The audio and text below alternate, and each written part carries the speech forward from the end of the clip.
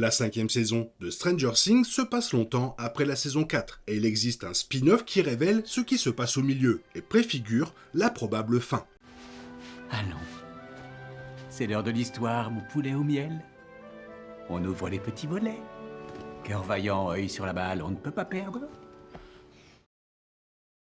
Maintenant qu'elle a enfin commencé, les fans semblent apprécier cette conclusion tant attendue. Toutefois, cette nouvelle saison a établi un record pour la série, le score le plus bas sur Rotten Tomatoes, tous critères confondus. Certains ont l'impression qu'il manque quelque chose à cette saison. Avec autant de personnages unis pour arrêter Vecna dans la saison 5, on a peu de temps pour explorer la vie personnelle de chacun. C'est particulièrement vrai pour Nancy Wheeler, qui a déjà vécu des moments très difficiles dans le volume 1, mais qui n'a guère l'occasion d'exprimer ses sentiments à l'écran. Heureusement, elle a reçu son propre roman dérivé, Stranger Things, One Way or Another, qui est déjà bien meilleur que ce que les fans ont vu de la saison 5 jusqu'à présent.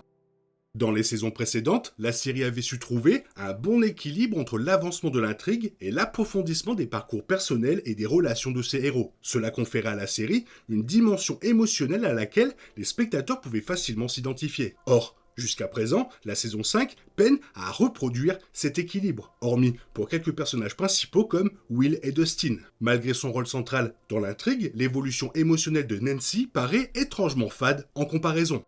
La saison 5 reprend 18 mois après la fin de la saison 4. Nancy est l'une des principales stratèges dans la traque de Vecna. C'est sa priorité absolue, et elle ignore presque totalement les tentatives de Jonathan et Steve pour se mettre en valeur. Soudain, Vecna kidnappe sa petite sœur, Holly, et ses parents sont presque tués par un démogorgon. Dans l'épisode 2, Nancy a un moment de faiblesse où elle pleure et exprime avec colère ses regrets de ne pas avoir révélé la vérité à ses parents concernant les phénomènes surnaturels à Hawkins. Toutefois, elle reprend rapidement son rôle de stratège pour les 2 épisodes suivants, tout comme Mike. Les 2 frères et sœurs semblent étrangement distants lors de leur mission suivante, alors qu'ils devraient être plus impliqués dans le retour sain et sauve de Holly.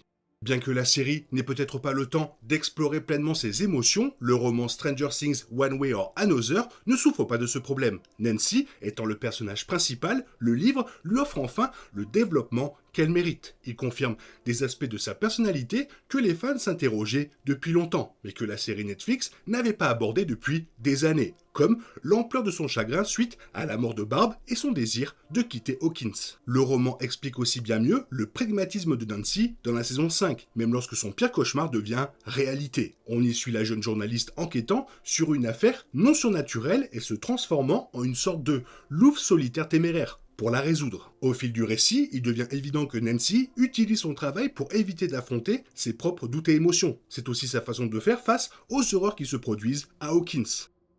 Dans la saison 5, Hawkins se remet encore des événements de la fin de la saison 4. Les personnages sont dispersés par de nouvelles responsabilités et leur mission contre Vecna est déjà en marche. Mais ce saut dans le temps est considérable. Il y a des conséquences émotionnelles, des éléments d'enquête et une évolution des personnages que la saison n'a tout simplement pas la place d'explorer, trop occupée à foncer vers le dénouement. Le roman comble parfaitement ce manque. Se déroulant 2 mois seulement après l'attaque de Vecna, l'histoire suit Nancy et Robin qui enquêtent sur le comportement suspect d'un camarade de classe, Joey Taft. Ce qui commence comme une simple question se transforme rapidement en un mystère plus vaste impliquant une maladie mystérieuse. Un homme étrange qui suit Nancy et des signes subtils indiquant que Vecna pourrait encore exercer son influence sur Hawkins. C'est important car la saison 5 place immédiatement Nancy et Robin au cœur de la lutte. Elle gère les opérations depuis la station de radio, assurant la liaison entre les incursions de Hopper dans le monde à l'envers et les stratégies du reste de l'équipe. Leur partenariat semble déjà bien rodé au début de la saison, mais cette cohésion a forcément dû se construire quelque part. Le roman offre à ce duo l'expérience commune que la saison 5 n'a plus le temps d'explorer, et, surtout, il ancre l'obsession grandissante de Nancy pour la recherche de Vecna. Lorsqu'on la retrouve dans la saison 5, elle le traque déjà depuis des mois. Le roman révèle ce qu'elle a découvert en chemin et pourquoi elle refuse d'abandonner l'enquête. Malgré tout le spectacle offert par Stranger Things, la force narrative de la série a toujours résidé dans la psychologie des personnages et la tension entre l'adolescence et l'apocalypse. Nancy Wheeler incarne cette tension. Chercheuse de vérité, lanceuse d'alerte et journaliste, elle ne peut s'empêcher de tirer des conclusions, même lorsque cela bouleverse le monde qui l'entoure. Confier à Nancy et Robin une énigme personnelle renforce le thème central de la saison 5, l'idée que la liberté individuelle se heurte aux forces cosmiques et que chaque choix a des conséquences. Nancy est à quelques semaines de son entrée à l'université Emerson. Elle est censée aller de l'avant, quitter Hawkins et reconstruire sa vie, brisée par Vecna et le monde à l'envers. Mais elle ne le peut pas. La menace plane toujours sur la ville et des personnes tombent malades sans que les médecins puissent l'expliquer. La saison 5 pousse sans cesse les personnages à se confronter à ce qu'ils sont devenus suite à la bataille. Le cas de Nancy illustre à quel point le traumatisme de Hawkins a profondément altéré son sens du but. Elle est toujours en quête de vérité, mais celle-ci est désormais assombrie par la victoire de Vecna. Le roman enrichit ce conflit intérieur, rendant ses choix dans la saison finale inévitables plutôt que de simples réactions. Et comme la relation entre Robin et Vicky est à son apogée au début de la saison 5, le livre offre également à cette intrigue l'espace nécessaire pour se développer. Entre les ambitions professionnelles de Nancy et la vie amoureuse naissante de Robin, le roman nous montre leur vie à un moment de transition que la série principale n'explore jamais suffisamment. Dans Stranger Things One Way or Another, Nancy passe la majeure partie de son temps à enquêter, mais le livre prend tout de même le temps d'explorer ses sentiments envers Jonathan et Steve. Si le triangle amoureux reste en suspens, il lui confère une complexité suffisante pour le rendre plus captivant que dans la saison 5, qui s'est davantage concentrée sur les garçons. Contrairement aux nouveaux épisodes qui se contentent de montrer les tentatives de Steve et Jonathan pour séduire Nancy, le roman confirme qu'elle évite activement le premier depuis ses aveux dans la saison 4. Bien que cette saison ait laissé entendre qu'elle pourrait encore éprouver une certaine attirance pour lui, le livre explore également ses rêves d'avenir qui semblent diverger de ceux de Steve. Nancy ne le rejette peut-être pas ouvertement, mais avec tout ce qui se passe autour d'elle, Steve n'est tout simplement pas sa priorité.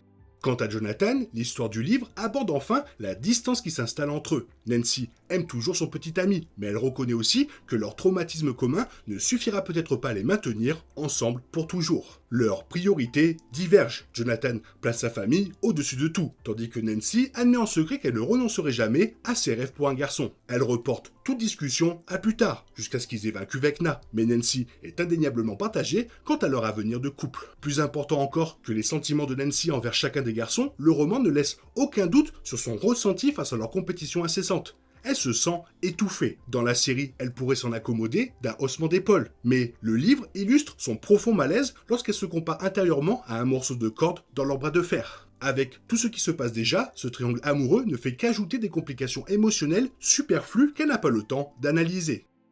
L'un des points forts de la saison 4 de la série est sans conteste l'amitié entre Nancy et Robin. Malgré des débuts difficiles, les deux jeunes femmes ont rapidement découvert leur complémentarité lors de leur enquête sur les meurtres de la famille Krill. Si Nancy passe une grande partie du livre seule, son alliée la plus précieuse tout au long du roman est Robin. Qu'elle cherche à fuir les drames amoureux ou qu'elle souhaite simplement s'éloigner un peu de sa famille, Nancy se tourne systématiquement vers Robin pour obtenir de l'aide. C'est également la seule amie à qui Nancy se confie sur son enquête en cours. Car, contrairement à Steve et Jonathan, Robin partage sa curiosité naturelle et souhaite découvrir la vérité plutôt que d'être simplement là pour la soutenir ou l'impressionner. Robin n'est peut-être pas prête à aller aussi loin que Nancy dans cette quête, mais elle est une partenaire idéale, ce dont Nancy a réellement besoin. Dans le livre, leur lien se renforce également. Robin est l'une des rares personnes capables de raisonner Nancy, qui se met constamment en danger en suivant des pistes. Nancy, dans une tentative maladroite de les protéger, commence à s'éloigner de tout le monde, mais Robin la confronte à propos de son comportement inquiétant et lui révèle sa peur de perdre une autre amie. Cela sauve finalement la vie de Nancy, Robin recevant de l'aide après que Nancy lui a laissé un message concernant la situation périlleuse dans laquelle elle s'est fourrée. A l'inverse, Nancy et Robin n'ont pas eu beaucoup de temps à passer ensemble dans la saison 5. Outre son travail à la radio, Robin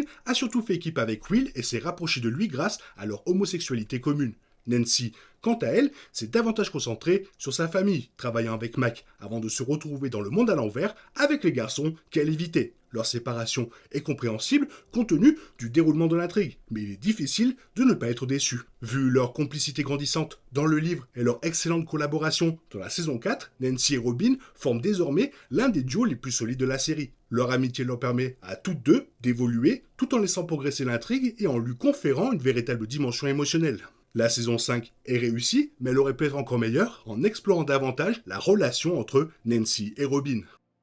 La théorie la plus populaire actuellement évoque le voyage dans le temps, beaucoup spéculant sur une sorte de réinitialisation. La saison 5 regorge de références subtiles au voyage temporel, et une scène importante montre Monsieur Clark expliquant la manière dont tout cela pourrait se passer. Le livre révèle les réflexions de Nancy, qui semble être une préfiguration délibérée, car elle ressemble étrangement à la théorie du voyage dans le temps.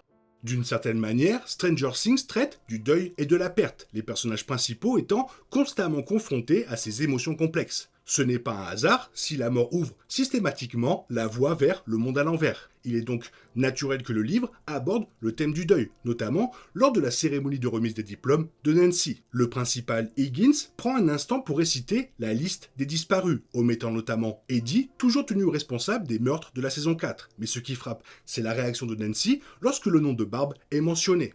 Nancy s'attendait à ce que Higgins aborde ce sujet, mais cela n'empêcha pas la vague de froid qui la submergea à l'annonce de son nom. Barbara Holland. La vague atteignit son paroxysme. Nancy était submergée. Elle se noyait dans un océan de souvenirs qui l'entraînait par le fond chaque fois qu'elle pensait à Barb et à la vie qu'elle menait avant que sa meilleure amie ne disparaisse de la surface de la Terre. Il existait sans doute un univers parallèle où cela ne s'était pas produit. Un univers où Nancy serait assise sur cette horrible chaise pliante, brûlée par le soleil, le jour de la remise des diplômes sur un terrain bondé d'étudiants. Un univers où Nancy retrouverait le sourire de Barb, quelques rangs plus loin, pour qu'elles puissent toutes deux lever les yeux au ciel face au monologue interminable que Higgins leur débitait. Ce monde-là n'était pas celui-ci. De nombreux fans sont persuadés qu'un bouton de réinitialisation sera actionné à la fin de la saison 5, créant ainsi une toute nouvelle chronologie affranchie du deuil et de la perte. Il est fascinant de constater qu'un des scénaristes de la saison 5 fait allusion à cette idée dans un spin-off officiel, ce qui rend ces théories bien plus plausibles, même si une fausse piste reste possible. Seul l'avenir et les épisodes restants nous le dira. Malheureusement, ce roman n'est sorti qu'en anglais pour le moment, en espérant qu'il arrive un jour en français. Toi, qu'est-ce que tu penses de tout ça? Fais-moi part de ton avis dans la zone commentaire, et sinon, comme d'habitude, bisous bisous, bye bye. Il est impossible de compter sur les autres de nos jours, on est obligé de tout faire soi-même. Je me trompe? Rien de grave, j'avais tout prévu. Où va le monde, je vous le demande.